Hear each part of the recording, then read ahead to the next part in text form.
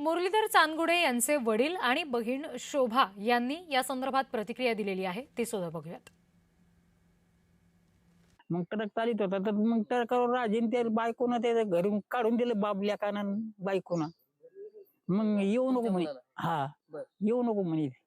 म्हणजे आपण तिकडे हॉटेलमध्ये खायचं आणि ते ट्रक मध्ये झोपायचं. तर मग त्याला आणखी मग काय नाही झालं तर मग ही घटना मग हे अशी केली आहे ना. म्हणजे हे त्यांच्या घरात वाद होत होते हे सुद्धा ते आम्हाला काही सांगत नव्हता का आमचे असे वाद झाले का काही का काय. फक्त त्याला घराच्या बाहेर काढल्याच्या नंतरच मी असं बोलले झालं माझं तेच बोललं. ते म्हणला बाई मला तिने घराच्या बाहेर काढलं. मी म्हणलं कमून काढलं भाऊ. तर ते म्हणे बाई ती मला डायरेक्ट म्हणते त्या लागते का मी लागते तुला. मग तिने दोघा मायलेकाला मला भांडून शिवाय देव करून बाहेर काढून दिलं. कुटुंबानं मुरलीधर यांच्या संदर्भात काय काय माहिती दिलेली आहे ते आपण आता ग्राफिक्सच्या माध्यमातून जाणून घेऊयात. मुरलीधर आणि संगीता यांचा प्रेमविवाह झाला होता. प्रेमविवाहाला चांदगुडे कुटुंबाचा विरोध होता.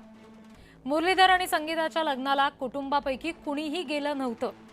लग्न झाल्यानंतर मुरलीधर सासरीच राहत होता. मुरलीधर त्यानंतर भाड्यानं घर घेऊन राहू लागला होता. मुरलीधर यांनी बहिणींना भेटणं संगीता चांदगुडेंना आवडत नव्हतं.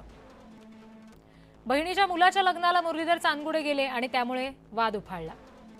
मुरलीधर यांना संगीता आणि मुलगा कुणाल यांनी घराबाहेर काढलं.